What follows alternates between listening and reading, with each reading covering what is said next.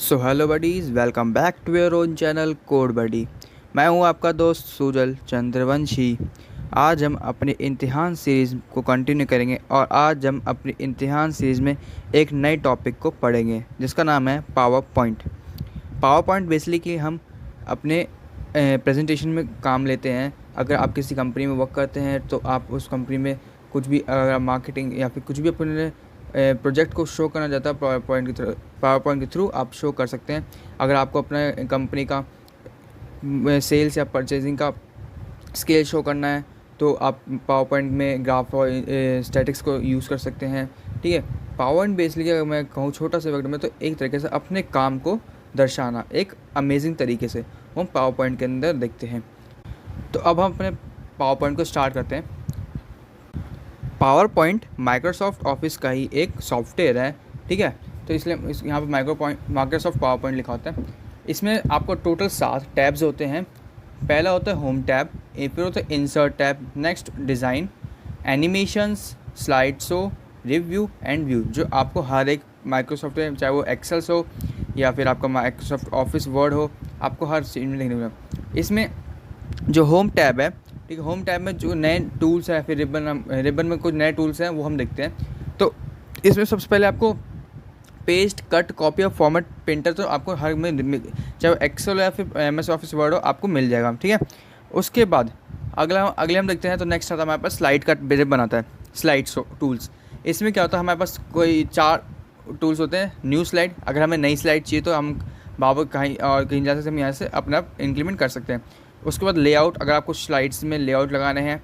Reset, अगर आपने कोई गलती से 2-3 स्लाइड्स ले लिए हैं उसको रीसेट कर सकते हैं, या फिर आपको कोई स्लाइड में काम पूरा गलत हो गया, आप चाहते हैं उसको वापस से करना, तो आप वो ऑल सेलेक्ट करके इरेज करें या फिर यहाँ पे रीसेट कर दें तो आपके वो जो होगा रीसेट हो जाएगा स्लाइड। उसको डिलीट, आपने कोई एक्स्ट्रा स्लाइड्स ले लिए उनको डिलीट करना है तो आप डिलीट ऑप्शन से उसको डिलीट कर सकते हैं। उसके बाद हमारे पास फॉन्ट आता है। ये सर आपको अभी ओपन नहीं दिखेंगे क्योंकि हमने अभी यहाँ पे कुछ भी टेक्स्ट नहीं लिखा। ठीक है, एमएस ऑफिस वर्ड में आपको और फिर एक्सेल्स में ओपन दिख जाते हैं, इनेबल दिख जाएंगे। अभी ये अनेबल है।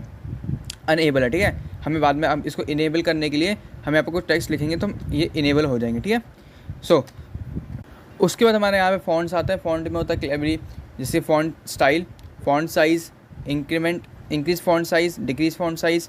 फिर हमारे पास ये होता है all clear formatting, bold, italic, underlined, strikethrough and एसेक्टर। सब आपको मिल जाओ, हमने एमएस ऑफिस वर्ड एक्सेल में देखे। ठीक है, यहाँ तक सब कुछ सेम है। उसके बाद हमारे पास नया आता है ड्राइंग रिबन। इस रिबन में हमारे पास एक ड्राइंग टूल है जिसमें आपको शेप्स मिल जाएंगे, अरेंजमेंट, इसको क्विक करना, उसके अलग अलग डिज़ाइन में अप्लाई करना, उसको फॉर्मेटिंग करना, वो आपको ड्राइंग टूल यहाँ पे मिल जाएगा। उसके बाद हमारे पास फाइंड, रिप्लेस एंड सेलेक्ट, जो आपको बेसिकली हर इसमें देखने को मिल जाता है। ये हमारी शीट होती है।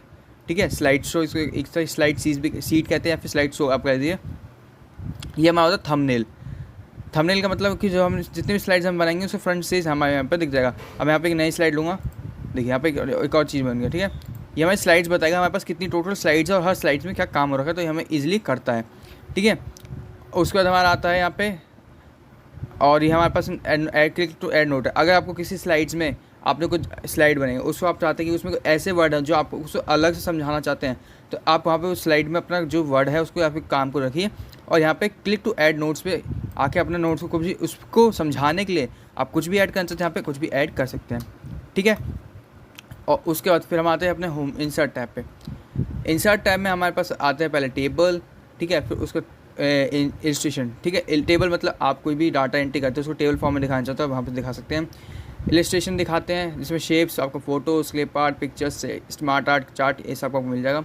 उसके बाद लिंक्स आता है। लिंक्स में आपका आता है हाइपर लिंक, एक्शंस। देन उसके बाद टेक्स्ट के ऑप्शंस आते हैं कि आपको टेक्स्ट बॉक्स लगाना है, हेड लगाना है, फुटर लगाना है, वर्ड आर्ट लगाना है, डेट एंड टाइम चाहिए, स्लाइड्स नंबर चाहिए, आपको चाहते हैं कि आपकी स्लाइड्स के ऊपर ही आपके नंबर शो हो जाए वो चाहिए, आपको सिम्बल्स चाहिए, ऑब्जेक्ट्स चाहिए, आपको साउंड लगाना है, मूवी लगानी है, आप उस स्लाइड्स उसमें भी लगा सकते हैं। और डिज़ाइन आता है, एनिमेशन आता है। अभी हम पहले होम टैब्स के हर एक टैब्स को देखेंगे। ठीक है, जैसे मेरी स्लाइड्स है, पहले मैं अब कुछ स्लाइड्स डिलीट करता हूँ। ये हमारी नॉर्मल स्लाइड आ गई पहली।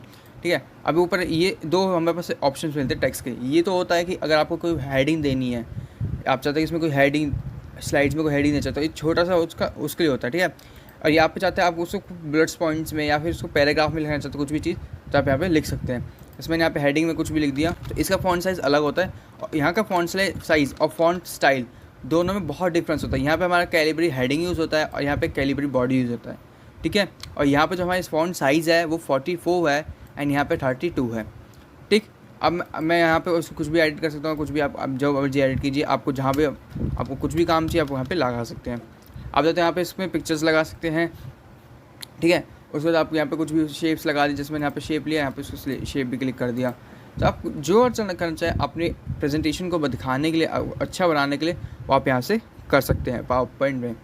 अब जैसे मैं कि इसमें और भी अब इंसर्ट टैब पे आता है। होम टैब में खाली इतना ही था।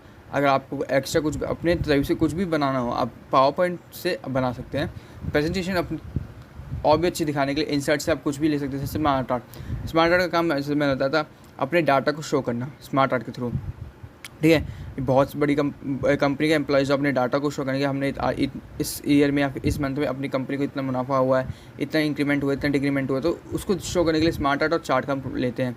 जैसे सेल्स वाले होते हैं, सेल्स अपने दिखाते हैं, सेल्स जो भी सेल्स कंपनी होती है, ठीक है, तो वो अपने डाटा को शो करने के लिए अपने हेड को कि हमने इस महीने में इतने का सेल हुआ है, ये हमारे पास इतने लॉस्ट हुए हैं, ये इस प्रोडक्ट का इतना सेल हुआ है, वो अपना चार्ट के थ्रू दिखाते हैं। स्मार्ट आर्ट अपने बात को समझाने के लिए आप जैसे नोट्स बनाते हैं, ठीक है, तो नोट्स में आप क्या करते हैं, पहले मेन हेडिंग, उसके बाद सब टोटल सब हेडिंग लिखते हैं।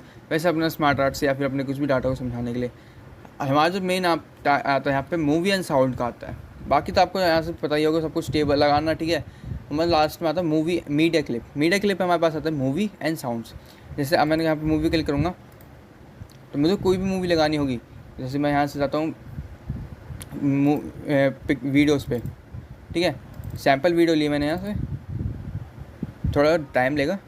अब मैं इसको मैं यहाँ पे लग गया। अब मैं इसको स्टार्ट करूँगा तो कैसे करूँगा, यहाँ प्रीव्यू पे जाऊँगा एंड प्रीव्यू पे क्लिक करूँगा। ये हमारी वीडियो पावर पॉइंट में चल रही है। आप इसको MS ऑफिस वर्ड में या फिर एक्सेल्स में आपको नहीं चला सकते, या पेंट में आप वीडियो नहीं लगा सकते, है ना।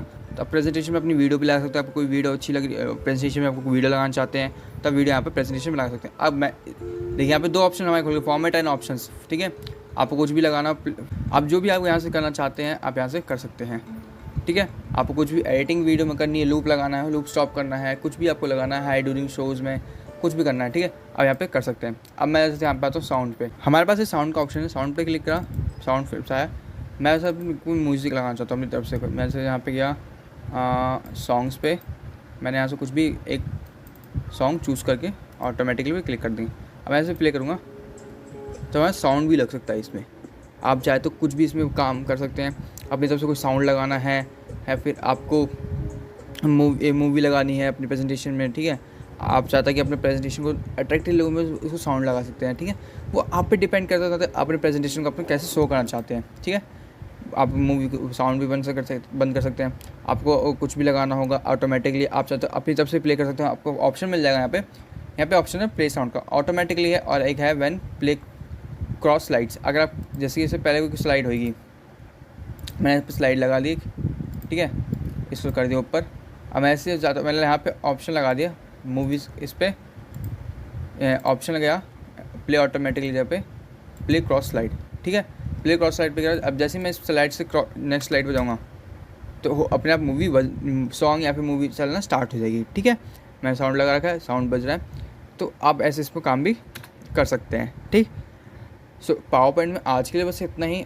आगे मैं आप लोगों को अपनी तरफ से एक स्लाइड बना के आप लोगों को दिखाऊंगा, ताकि आप लोग को और अच्छे से समझ में आए कि मैंने क्या क्या उसमें काम करा है, कैसे काम कर सकते हैं, ठीक है। और आगे हम पावर पॉइंट के बाद अब अगला टॉपिक देखेंगे। इस पावर पॉइंट बहुत छोटा सा टॉपिक है, ये मात्र 1-2 से 3 वीडियो में आपका पूरा कंप्लीट हो जाएगा पावर पॉइंट। बस आपको मैं उसमें कुछ ज़्यादा तो बता नहीं सकता, क्योंकि आपको अपनी तरफ से अपनी प्रेजेंटेशन बनानी होगी तो अपनी तरफ से आप कर सकते हैं। मैं आपको बस 1 से 2 प्रेजेंटेशन अपनी तरफ से अच्छी प्रेजेंटेशन और एक एडवांस प्रेजेंटेशन बना के आपको दिखाऊंगा। 3 स्लाइड्स आपको बना के दिखाऊंगा जो कि आपको अच्छी लगेगी, ठीक है। आई होप आपकी आज की वीडियो आपको अच्छी लगी होगी। मिलते हैं अपने नए लेक्चर में। So goodbye, have a nice day.